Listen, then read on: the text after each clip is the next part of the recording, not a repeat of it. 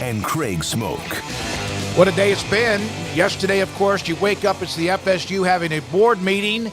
They have made a decision on what they want to do moving forward. We'll have that for you in just a moment. Also, last night, the Pac-12 coming to a truce.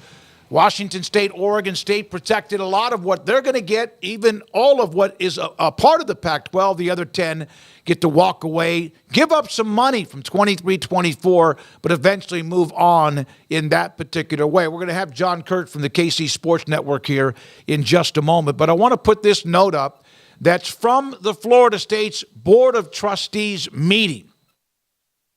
From Brandon Marcello. Hang on. Okay. 1 second. All right.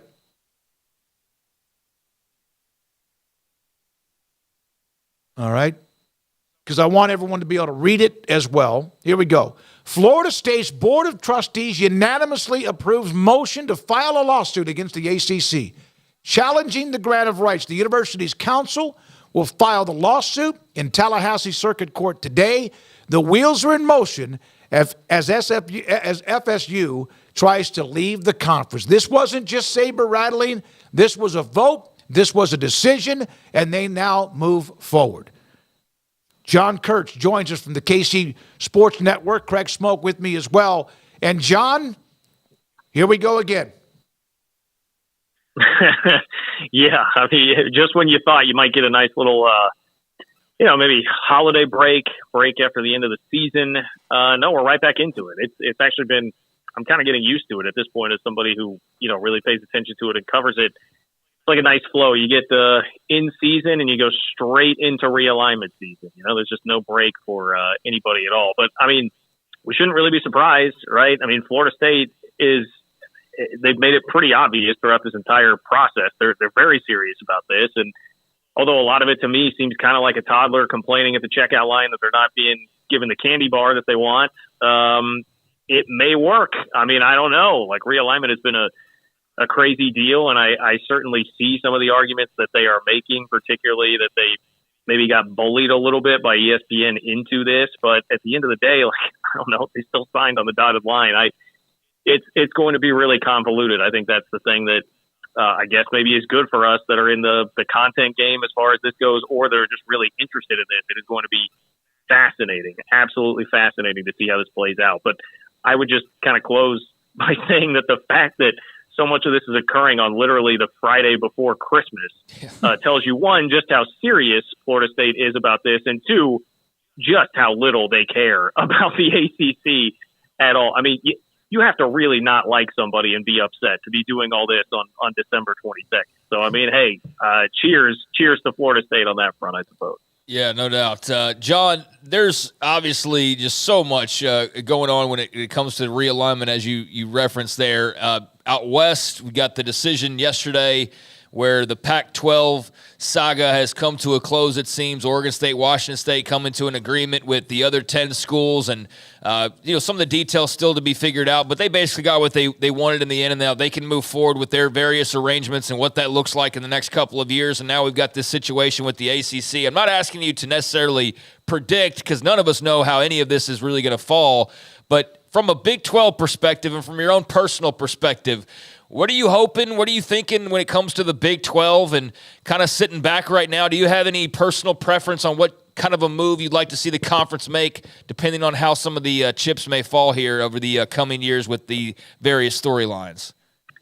Yeah, well, first of all, just like selfishly as a Big 12 fan and a fan of a school that has always been in a position that doesn't have many options, I am glad that things seem to be settling down for Oregon State and Washington State a little bit here, because I certainly feel for them and have a lot of empathy for them in the position that they're in. And so I'm glad that, they clearly have the superior case and all of that. So I'm very much glad that it now seems like the other 10 are just going to kind of back down and give Oregon State and Washington State the easiest path forward possible from where they sit right now. As far as the Big 12 goes, I think it's a time to be just kind of aggressively waiting in the wings, like aggressively lurking, I guess is how I would position what I think the Big 12 should be doing right now. And I'm quite confident that Brett Yormark is absolutely going to be doing some lurking now, waiting for things to fall apart to scoop up what you can. I know that Brett McMurphy, he was the one guy to float out yesterday that the Big 12 could be a possibility along with the Big 10 and the SEC for Florida State. I mean, I really failed to see how Florida State would be this aggressive in doing all of this, pay whatever it is that they're going to have to pay, which seems like it's going to be like a 9-figure penalty, even if they get that reduced some. I have a very hard time seeing them doing that to come to the Big 12 to make marginally more money. I mean, I don't know what that would wind up being, $5 to $10 million a year more, maybe.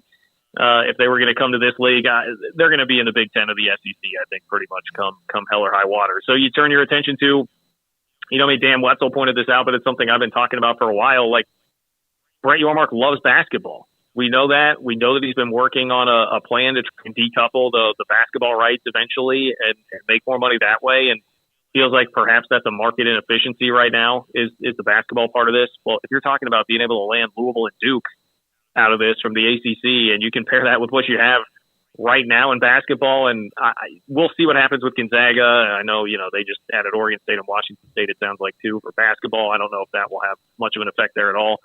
But he's talking, he could potentially put together like an absolute superpower basketball conference here. So I'm sure he is going to be having his eye on that. And I definitely like the idea of that. And then, if it's like a Pitt, Virginia Tech, NC State, schools like that always seem to be borderline whether or not that they get reshuffled into the Big Ten or the SEC out of all of this. But if those sorts of schools are going to be there, this to me has been the idea the entire time. You try to position yourself as the third strongest conference out there and be the landing spot when everything else blows up. And right now, Florida State has their hand on the TNT. They've got their hand on the dynamite, ready to just blow that whole thing up. So I think you just be waiting there with a parachute, ready to take everybody in that you think is worthy of coming to the Big 12. Yeah, and you don't want to see a conference struggle, but I mean the Big 12 is not like they haven't had some scars. They always seem to be like a cat with 9 lives. The ACC now looks they really.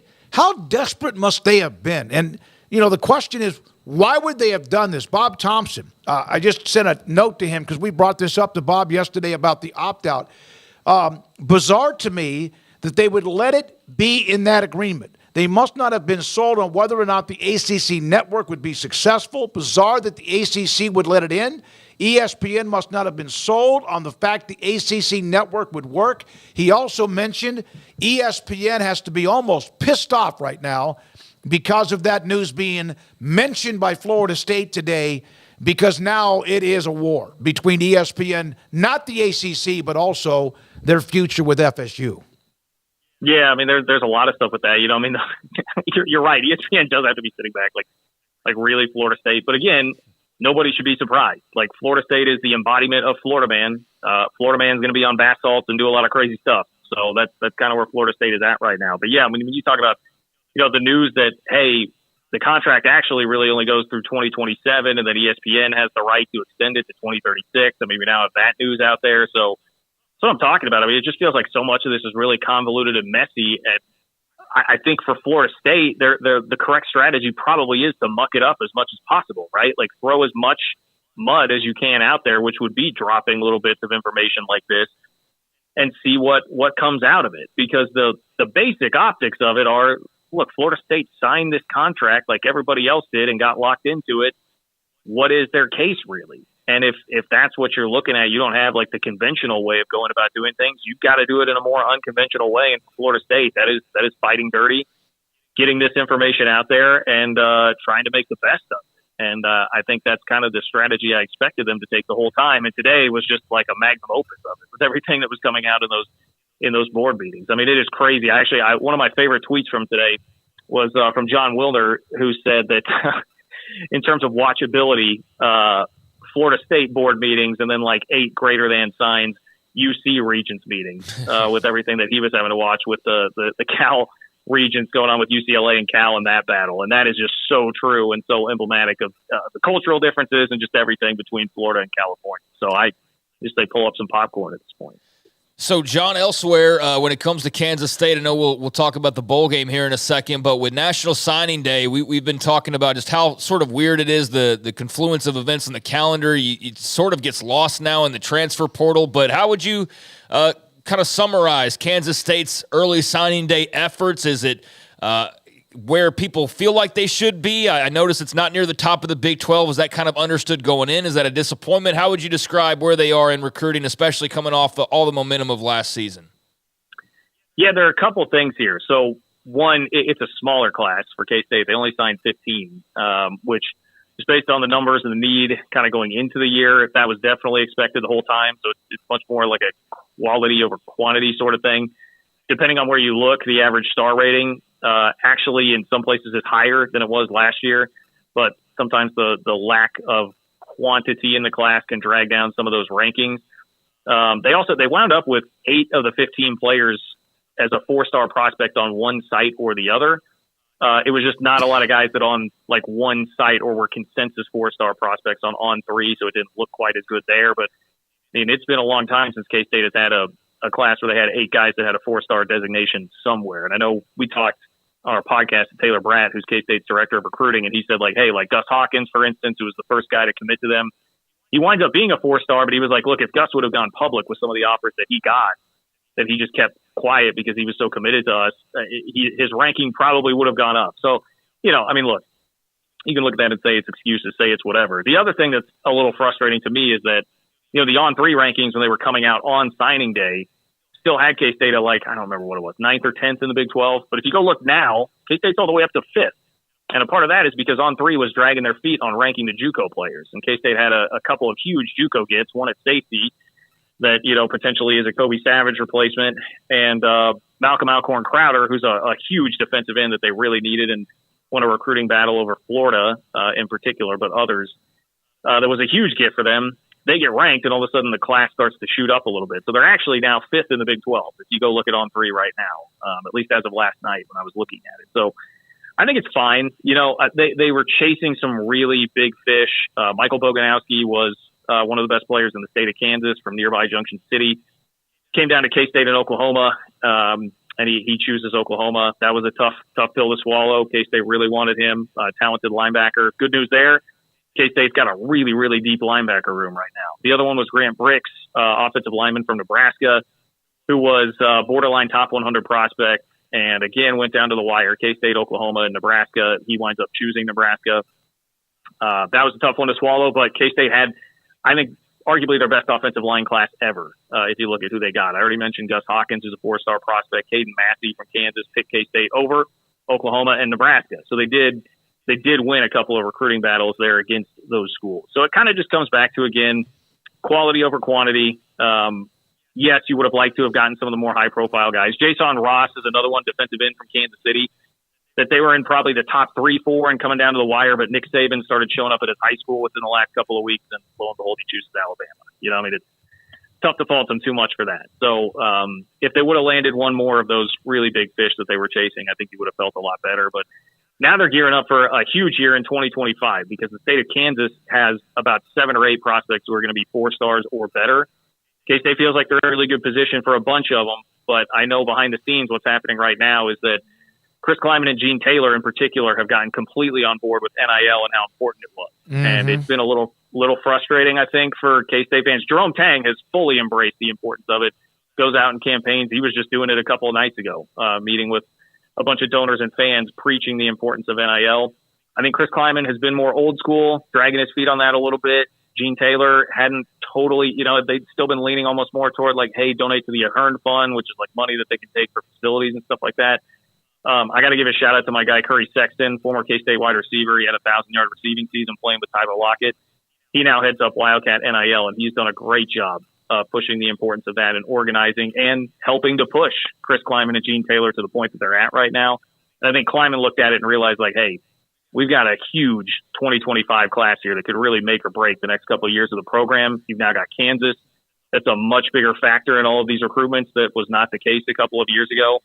So they're really stepping up the NIL game and going to make a big push at this 2025 class. I think it is going to be a really, really pivotal class for K-State and Kansas in state. And so that's the next thing really on my radar recruiting-wise. Well, yeah, and then, of course, in that same area, what Rule's doing at Lincoln, you mentioned that they beat Nebraska on a few of those recruits. Baylor is kind of in that same boat, but slightly maybe ahead of what K-State is now doing because they seem to have gotten involved for this season, but heavily involved when it comes to the class of 2024. So, 8-4, NC State, the bowl game. How would you describe, based on K-State winning the conference last year, despite the loss to Alabama in the bowl game, how would you describe this season for K-State and Chris Kleiman? Yeah, it was definitely a mild disappointment for the fans, especially because, you think back to that Texas game. They were really close to putting themselves in position to beat in Arlington, just needing 6 yards with a goal-to-go situation there in overtime. And that obviously really, really stings. And the Iowa State game, it leaves a horrible taste in your mouth. I'd be interested to know how that game goes if you had won the Texas game and a spot in the Big 12 championship was on the line. There were a couple instances there. I can just tell, Will Lee is the guy who has it's a hilarious highlight, just shoves Iowa State's running, chases him down in the middle of the field and then shoves him, and it looks like a Super Mario Kart thing where you hit him with the mushroom and it just gives him a little supercharge and he runs away from everybody. And K-State winds up walking on him. Now, he went to Texas A&M. He had a lot of options, really talented guy, but I think K-State felt like he had perhaps checked out a little bit at the end of the year, and they kind of let him go. So there were a lot of things happening at the end of the year there once the Big 12 championship aspirations had evaporated that I think probably led to just a really, really awful, historically bad defensive performance against Iowa State that left a bad taste in a lot of people's mouths. So I think you have to characterize it as somewhat disappointing, but it also is a nice sign of the times that, hey, an 8-4 season where you do beat Kansas in the biggest Sunflower Showdown since 1995 is viewed as a disappointing season. And it seems, again, like a lot of the stuff that's transpired has sparked some change. Like I mentioned, I think they were in particular bothered by Kobe Savage heading to the transfer portal, and that was one of the things that really alerted them, hey, all right, we've got to get on top of our NIL. I think they've upgraded a lot of the other places. Safety, we'll see. They've been great at identifying transfer portal defensive backs, tremendous at it over the last few years, and sending those guys on to the NFL. Russ Yeast, Reggie Stubblefield was really good and is playing professionally now, and then they have one last year too in Josh Hayes. So they've been really good at that. I hope that they do the same. But yeah, I think you're going to see some good things happening. And look, what I want to see the most in the bowl game is not only Avery Johnson. That's the obvious. He's going to be the guy taking over at quarterback, and seems like they have a commitment from him here for at least this first year. But Connor Riley is going to get the trial run as the offensive coordinator. And I love Connor Riley. He is maybe my favorite coach on staff just as a guy. He's a great dude. For a number of reasons, I really enjoy talking to him, and I think he's a great football mind and a great offensive line coach that probably has had options. Got to admit, I don't love, though, this, hey, give the offensive coordinator a trial run in the bowl game thing, because you're behind the 8 ball then with the way this you guys referenced the calendar a moment ago, the way this calendar moves and what options you're going to have at offensive coordinator if you decide that it doesn't work out. And then even then, how fair is it to judge a bowl game? A bowl game for a guy and his acumen as an offensive coordinator when we all talk about how little they mean because there's so much variance. And he's going to be having Avery Johnson make his first start at quarterback against a really good NC State defense in the bowl game. And K-State has had some guys that have left. Ben Sinnott, for instance, is opting out of playing in the bowl game, so you're not going to have your huge weapon there at tight end. I don't know that it's a perfectly fair way to do it, but I'd imagine he's probably going to get the offensive coordinator job. And much as I love the guy, it's pretty late in his career to be stepping up for the first time as an OC, and offensive line coaches aren't typically your prototypical offensive coordinator. So I don't know. I'm a little leery of it. Certainly hope that it works out. I'll be very interested to see how it works out. I think they need to make sure that Avery Johnson is throwing the ball, because I don't think he was particularly thrilled with how he was used this year, which was basically if he was going to throw the ball, there were going to be training wheels on it. It was not happening very often, and most of the time he was just a glorified running back, which I get it. He's incredibly fast and very effective in that role, but I think Connor Riley's going to need to prove to Avery Johnson, hey, I'm going to have a plan and let you really unleash your arm, because everything we hear, if you watch his high school highlights, you can definitely tell, but everything we hear from inside the program is that the guy absolutely can spin it too. So that to me is the headline of what's happening in the bowl game against NC State. John, I think we covered on pretty much everything football related, but I'd be remiss if we didn't follow up. I think it's the last time we talked to you on just the feel around the basketball program. There was a lot of, talk past couple of weeks with Naquan Tomlin and that whole situation. Not asking you to necessarily rehash all of that, but just where does, K-State, the fan base, Jerome Tang, just the program as a whole, where does everybody kind of find themselves as we're starting to knock on the door of conference play starting up here in just the next couple of weeks? Yeah, I think things have settled down a little bit, which is certainly a positive. I guess first, just addressing what they are on the court now that, you have finality and you realize that Naquan Tomlin is not going to come, riding in on a white horse to save everybody. this is the team. This is what they've got. And look, I was at T-Mobile Center in Kansas City last night. They beat Wichita State. Solid performance. They played better in the second half, but they still, I don't know. They certainly don't have the pop that they did last year. They don't have the guys filling up the highlight reel like Marquise Noel, Keontae Johnson, and of course Naquan Tomlin. And I think like Tyler Perry, for instance, great shooter, but he's had trouble doing. He's I think being asked to do more than he probably should by playing more point guard. They're getting Quez Glover back, a guy that at one point was committed to BYU. They're going to get him back for the next game against Chicago State. He hasn't played the entire year. He played a couple minutes in an exhibition game, hurt his knee. It's just now coming back. I'm very hopeful that can get Tyler Perry off the ball some more and allow him to just be a guy that shoots, because he's small. He has trouble beating guys off the dribble. He's not overly quick or athletic. So I think that's been one thing that, and you wish if you had Naquan Tomlin in to attract more attention inside, it would probably create more open looks for Tyler Perry. Arthur Kaluma has shown flashes of brilliance at times, but the last couple of games, he's just been really streaky. Last couple of games, not quite been there. He's not really able to get to the rim, little sloppy. 3-point shot is come and gone. He's the other guy that you're really relying on. Cam Carter, I think, is about as improved as anybody in the league. He is a much different player from a year ago.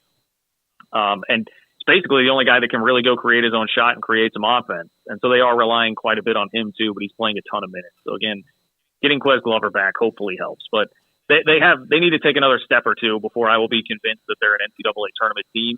I think they have that in them, but just not quite seeing it right now. And I will say the Villanova and Providence wins are aging very well. Villanova, I believe, won at Creighton earlier this week. So I think those are going to hold up nicely. Assuming they beat Chicago State, going 10-3 in this non-conference is what I would have set the bar at going into the year. It's pretty tough, salty non-conference schedule. And look, if they can get out of it 10-3, you're in a fine spot. Without a bad loss, you're in a fine spot to make the tournament if you can win 8 or 9 games of the Big 12. But I'm still going to need to see them pick it up a notch or two. They did it last year, though. They didn't look great at this time really last year. They picked it up a notch or two once conference play started. So I certainly believe in Jerome Tang. And as far as the temperature with everything that happened with the university president, Richard Linton, putting his foot down on Naquan Tomlin, and, he has done a lot of lying behind the scenes about that whole situation. He is still not well liked, I think, by virtually anybody there. And I don't think that's going to change, but it does sound like, I don't know if the right term is to say like cooler heads have prevailed, but things have cooled a bit and everybody's just kind of moving on for right now. Long term, I don't know how tenable it will be necessarily, but I certainly feel more optimistic than I did last time I spoke to you guys about something working out there. And again, I think Jerome Tang is someone that's going to be very happy about the fact that K-State has really upped their commitment here to NIL, because he knows he's going to need it. And another thing I will pass along is that through everything that's happened with Richard Linton and some of his really erratic behavior and temper and things that have just boiled over behind the scenes, I think he and Gene Taylor are as close as they've ever been. I feel pretty confident in telling you that it's really brought them together, kind of forged them through fire, having to deal with all of this with the president acting the way that he has. And so there's some hope for you as a K-State fan or someone who wants to see that relationship continue, is that Jerome Tang obviously was very, very loyal to Scott Drew for a long time, and now his direct boss, Gene Taylor, who's the reigning college athletic director of the year, they have become even closer throughout all of this. So there are certainly some things in place that can make you feel a little bit better about the situation. So there's nothing better, John, than when the president, the AD, and the football and men's basketball, with all due respect to anyone else, are all aligned. And so Taylor with the connection to Linton, but also with the fact that he likes Tang likes him and raves about him. And Kleiman, of course, that could have been disastrous. That could have been just an ugly breakup. Everybody eventually goes their separate way, and K-State's right back into like, what the hell do we do now? Yeah, no doubt. I mean, you were staring the worst case scenario in the face, and I wouldn't say that they're totally out of the woods yet. I don't know what the decision making is going to be like at the end of the year. And with Gene Taylor, I almost want to. I think the thing you maybe worry about more with him is like, does he just say, "Hey, I don't want to deal with this. I'm just going to retire and ride off into the sunset," and then you're left wondering about what happens with everybody else. But for right now, it seems like things are in a better spot. It had calmed down a little bit. And look, when it was just like a 5-alarm fire every day there for about a week in K-State's world, I think you'll take that for right now and just say, all right, let's see how this basketball season plays out and kind of go from there. You want a funny tweet to close out the segment on FSU? Let's do it. Tom Fornelli. Florida State is claiming the ACC just isn't the same league due to injury. the grant of rights in reference to the college football playoff being left out. So pretty good. Golly, this is, like you said, Craig said this yesterday. My God, right before Christmas. You have to be an angry group to be able to do that, but it's the way it is. Have a great Christmas weekend. John, thanks for your time as always, and we'll talk to you again soon. Hey, anytime. Merry Christmas to all you guys. Appreciate you. John Kurtz, Kansas City, KC Sports Network with us on 365 Sports. This Florida State thing,